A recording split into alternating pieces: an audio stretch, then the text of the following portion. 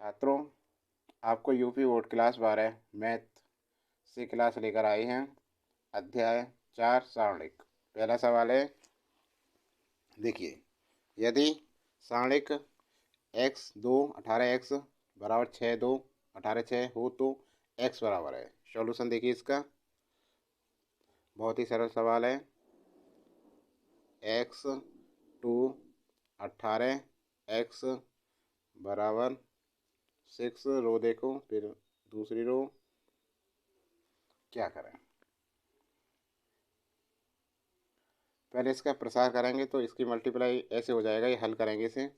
X में x की x square 18 गुणा 2 माइनस 18 दूनी 36 बराबर 6 36 माइनस 18 दूनी 36 हो गया।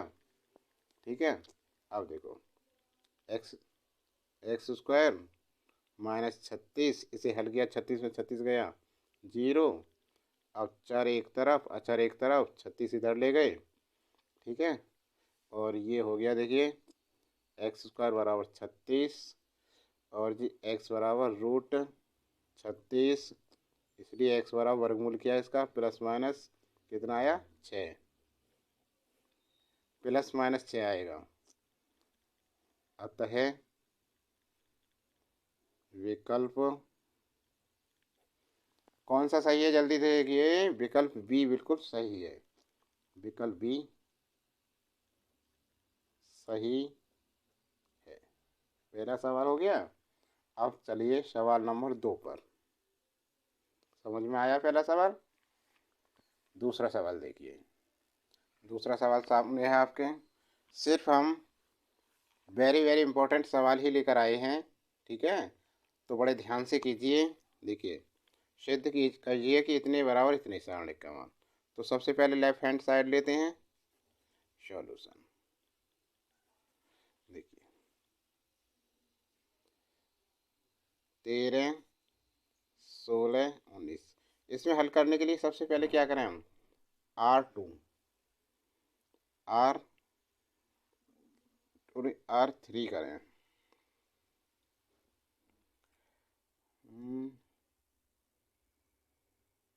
इससे घटा दें हम,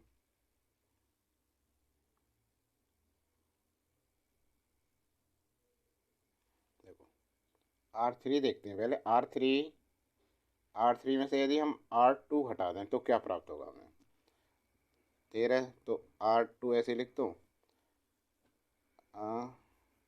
सही है 17 और 20। ठीक है, अब R3 में से R2 हटाओ, 14 में से 15 गया एक, 18 में से 17 गए, 15 में से 14 गया एक बचा, 18 में से 17 गए एक, 21 में से 20 गया एक बचा। इतनी आ गई। अब देखो दूसरी लाइन देखो इसकी। अब 13 16 पहली रो ऐसे लिखो।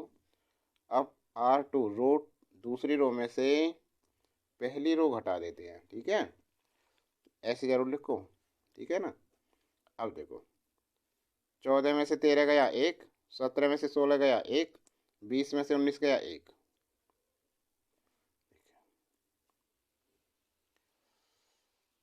अब बस इतना ही हो गया ये हल, बराबर 0 राइट हैंड साइड। अब 0 क्यों आया, क्योंकि R2 बराबर R3, दो रो बराबर हों या दो कॉलम बराबर हों। यहाँ देखिए, दो रो बराबर हों या दो कॉलम बराबर हों। दो रो या दो कॉलम बराबर होने पर उस सारणी का मान शून्य होता है, इसलिए यहाँ दो रो बराबर हैं, आ गया शून्य राइट हैंड साइड। यही सिद्ध कराना था, देखो ठीक है ना, प्रूव्ड हो गया।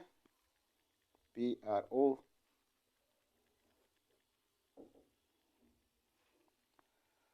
अब देखिए अगला सवाल, सवाल नंबर 3।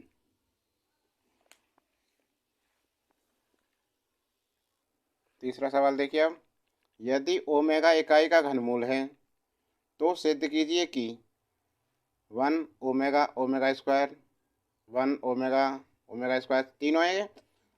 तो इसके लेफ्ट हैंड साइड लेकर क्या करेंगे, देखो ध्यान करो इस पर। हम या तो रो जोड़ लें, तो 1 प्लस ओमेगा स्क्वायर का मान कितना होता है, 0 होता है। ठीक है, और या कॉलम जोड़ना है 1 ओमेगा, ये तीनों जोड़ के फिर भी 0 हो जाएगा। ठीक है, तो सबसे पहले फिर कॉमन ले लेंगे, इसी को हल करेंगे पहले। ठीक है, अब लेफ्ट हैंड साइड लेते हैं पहले, लेफ्ट हैंड साइड। तो ये है 1 omega omega square, omega omega square, omega square 1, और यहाँ 1 ओमेगा। अब देखिए, यदि हम एक काम करें, इसमें C1 है, ठीक है ना, C1 कॉलम, पहले कॉलम में C1 plus C2 plus C3, तीनों कॉलम को जोड़ दें तो ये हो जाएगा 1 प्लस ओमेगा स्क्वायर। तीनों देखो एक जैसे हो जाएंगे, 1 plus omega square, 1 plus omega square, यहाँ क्या है ओमेगा, ओमेगा स्क्वायर 1 1 ओमेगा। ठीक है, अब देखो, यहाँ देख लो इसे, बराबर। अब हम क्या करते हैं, 0 0 0, omega square 1, omega square 1 omega. अब ये 0 0 क्यों हुआ, देखिए, क्योंकि यहाँ देखो 1 प्लस ओमेगा स्क्वायर का मान क्या होता है, 0 के बराबर होता है। जब यहाँ तीनों ये चीज़ें तीनों 0 हो गई, अब बराबर पूरा क्या हो गया, 0 हो गया। क्यों हो गया, क्योंकि R1 गो R1 नहीं C1 बराबर क्या है हमारे 0 है, पहला कॉलम 0 है। तो यदि सारणी का पहला कॉलम या एक रो 0 हो तो वो सारणी कैसी होती है, शून्य होती है, उसका मान शून्य आ जाता है। राइट हैंड साइड, समझ में आ गया ना सवाल, बस प्रूव हो गया हमारा। क्योंकि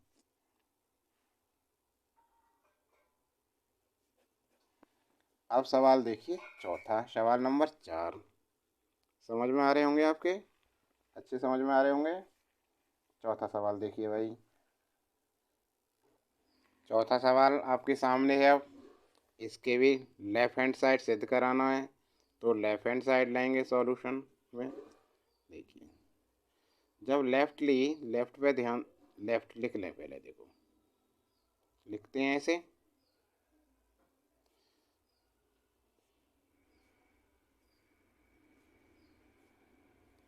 इसके बाद क्या करें, देखिए यहाँ देखिए राइट में क्या है, x plus Y plus z. अब यदि हम सभी रो को जोड़ें, देखो ध्यान दो, R1 R2 R3 तीनों को जोड़ दें तो एक्स वाई जेड, इसमें 2x 2y 2z, सही है ना, ऐसा हो जाएगा। तो देखो, दो लाइन पहले यहाँ लाइन देखो इसकी, R1 यहाँ लिख लें, R1 बराबर R1 plus R2 plus R3 हो गया। तो देखो कितना है, 2x 2y 2z है, ठीक है ना। तो दो कॉलम कॉमन ले लिया, दो हमने, और यहाँ लिख लिया x plus Y plus z. अब इसे देखो, ये तो एक्स वाई जेड है केवल, x plus Y plus z, और ये भी x plus Y plus z, इतना हो गया। अब देखो बाकी सेम ऐसे हैं, z plus x, x plus y, और जेड वाई, और ये एक्स जेड। यहाँ तक समझ में आ गया ना। अब क्या करें हम, इसे करने के बाद देखिए,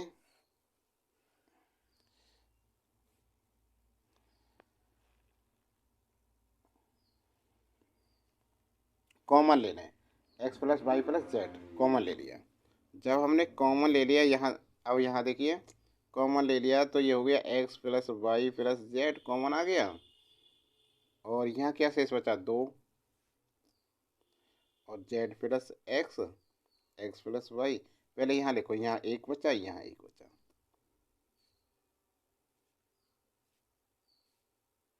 इतना, यहाँ तक हो गया।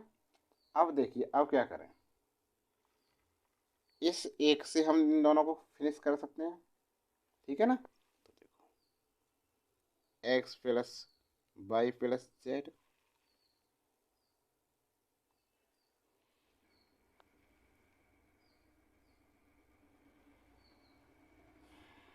देखो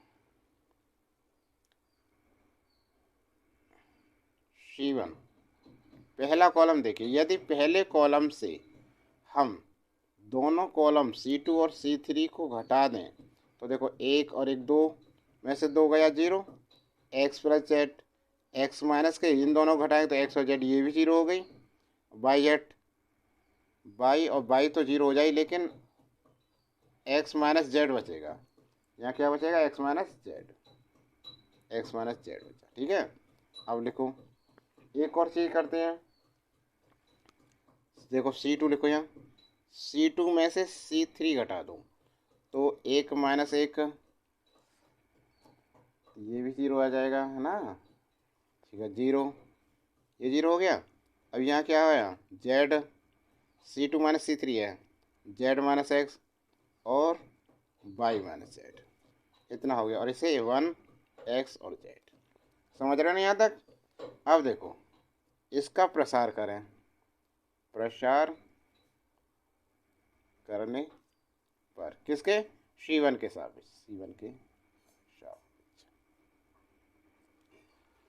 तो प्रसार करा हमने, प्रसार के बाद देखिए x plus Y plus z हो गया, ये तो है ही हमारा वाहन, और इसका इसको छिपाएंगे और इसको छिपाएंगे, इनकी देखो 0 हो गया ये 0, और ये माइनस एक्स की गुणा करें तो एक्स जेड, यहाँ देखिए नहीं x minus Z, x minus एक ही चीज़ है ये। यदि हमने यहाँ कॉमन ले लिया इसमें से तो ये कितना हो जाएगा? एक्स माइनस जेड होगा, और यहाँ क्या है? X minus Z. ठीक है, इस चीज़ को छोड़ो, बराबर। जब यहाँ से हमने माइनस कॉमन ले लिया तो ये जो माइनस आता है ना वो हो गया प्लस, प्लस के हो गया। ठीक है ना, अब इसे खोल दो तो x plus Y plus z हो गया, और ये एक से हैं तो क्या हो गया? एक्स माइनस जेड का होल वर्ग हो गया। ठीक है, और देखो यहाँ यही तो सिद्ध करवाता था, right hand, right hand side आ गया हमारा प्रूव्ड। समझ में आ गया ना? अगला देखो सवाल नंबर 5।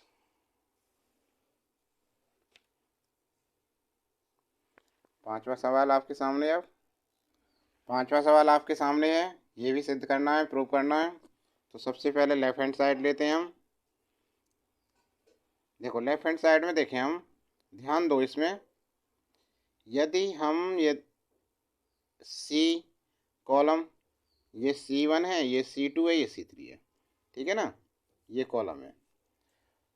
देखो ए बी सी, C1 और C3 को देखो, ध्यान दो, ए बी सी तीनों को हम जोड़ दें यदि, देखो C1, यदि C1 प्लस C3 जोड़ दिया तो क्या आएगा? A प्लस बी प्लस सी बनेगा। ठीक है, यहाँ ऐसे ही रहेगा, बी सी ए सी ए और बी, इतना समझ गए? अब देखो ए प्लस बी प्लस सी क्या करें? कॉमन ले लें। ठीक है ना, यहाँ देखो बराबर ए प्लस बी प्लस सी हमने कॉमन ले लिया तो क्या बचा? एक एक एक, एक एक एक, B C A C A B, इतना हो गया। अब क्या करें? इससे इन दोनों को 0 बना सकते हैं। देखो बराबर ए प्लस बी प्लस सी, R2, R2 माइनस R1 हो गया, R2 में से R1 घटा दिया। इसी प्रकार R3 में से क्या करेंगे? R3 माइनस R1, तो R1 तो ऐसे ही रहने दें। अब देखो एक में से एक गया 0, C माइनस बी लिख देंगे इसे, C माइनस बी, और इसे A माइनस सी लिख दिया। ठीक है, इसी प्रकार एक में से एक गया 0 हो गया, और A माइनस बी हो गया ये, और ये B माइनस सी हो गया। यहाँ तक समझ गए ना सवाल को? अब देखिए, अब क्या करें? प्रसार कर दें इसके सापेक्ष। ठीक है ना, अब देखिए ये हो गया। अब क्या करें, C1 के सापेक्ष प्रसार करें, बराबर C1 के सापेक्ष प्रसार करने पर, तो ये तो ऐसा है ही A प्लस बी प्लस सी, और प्रसार करेंगे तो देखो ये छूट गया, इसकी क्रॉस ये ऐसे मल्टीप्लाई हो जाएगी, ठीक है ना। तो ये कितना होगा देखो, डायरेक्ट ये करें चाहे एक बार लिख लें, बी और सी, बी और माइनस सी एक जैसे है ना, चलो गुणा करते हैं, इसके इसमें गुणा करेंगे तो C B, B C minus C square, ठीक है। अब इसे करो माइनस बी स्क्वायर और minus minus plus B C, ठीक है ना। अब ये ब्रैकेट बंद हो गया, माइनस चिन्ह लगाएंगे दूसरे ब्रैकेट में, अब इसकी इसमें करेंगे गुणा, ए स्क्वायर, ठीक है, minus A C minus C A, अब minus B C, minus minus plus A B और minus minus plus B C, ठीक है, यहाँ तक समझ गए ना। अब देखो बराबर के नीचे बराबर लगाया, ए प्लस बी प्लस सी, अब ब्रैकेट दूसरा, इस ब्रैकेट को खोल दो छोटे वाले को, बी सी और बी सी कितनी है वैसे, 2BC है, ये 2BC minus C square minus B square, ऐसे यहाँ देखो ए स्क्वायर किसका है, माइनस का है A square, B C minus C A plus A B plus B C, तो क्या हो जाएंगे ये सभी तीनों प्लस के हो जाएंगे, नहीं तीनों प्लस के नहीं, ये प्लस का होगा, प्लस सी ए होगा, ये माइनस हो गया माइनस ए बी और माइनस का बी सी हो गया, समझे ना इसे। अब देखो बराबर ए प्लस बी प्लस सी ब्रैकेट 2BC में से एक BC घटाया तो कितना हो गया, ये BC बचा, BC और यहाँ क्या है प्लस सी है और माइनस का ए बी है, ए बी माइनस का है, एक सेकेंड, ए बी माइनस नहीं, ये था यहाँ माइनस था, तो ए बी प्लस का है, ए बी प्लस का हो गया। अब देखिए minus C square minus B square minus A square, यहाँ तक आ गए। अब आगे देखो, हम यदि इसमें से माइनस कॉमन ले लें हम, ठीक है ना, क्या करें माइनस कॉमन लेते हैं, माइनस का हो गया यहाँ ए प्लस बी प्लस सी, और ये हो गया भाई माइनस कॉमन लेने से ए का वर्ग माइनस प्लस बी का वर्ग प्लस सी का वर्ग minus a b minus B c और माइनस सी ए, इतना हो गया, ठीक है। अब आगे देखो इतना हो गया, अब पता है ये फॉर्मूला किसका है, माइनस इतने वाला एक सूत्र बन गया है, ये है किसके बराबर होता है, ये होता है जी A cube plus B cube minus वो plus C cube minus 3ABC, इसके बराबर होता है। अब हम ब्रैकेट खोल दें, यदि माइनस को खोलेंगे तो सभी क्या चेंज हो जाएंगे, अंदर माइनस है बाहर, तो ये माइनस वाला प्लस का हो जाएगा 3ABC हो गया, और ये क्या हो जाएगा माइनस का ए क्यू माइनस बी क्यू और माइनस सी क्यू, इतने हो गए, और यही राइट में दे रखा हमें, बराबर राइट हैंड साइड प्रूफ हो गया बस। अब देखिए समझ में आया ना, तो बस आज के लिए इतना ही, अगली वीडियो में लाएंगे पूरा सवाल, ठीक है। यदि सवाल समझ में आए हों तो कमेंट बॉक्स में लिख कर बताएं, वीडियो को अच्छी लगी हो तो लाइक करें।